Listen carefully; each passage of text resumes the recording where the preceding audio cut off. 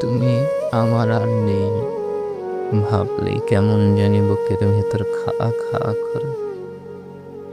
আমার হাত পা শীতল হয়ে যায়, থেমে যায় মুখের বচন। মনে হয় থেমে গেছে আমার চারিপাশ। তখন তোমার প্রতি আমার মায়া আরো বেড়েছে। তোমাকে শুনতে ইচ্ছে করে, খুব করে তোমাকে শুনতে ইচ্ছে করে ছুটে চলে যাই তোমার কাছে।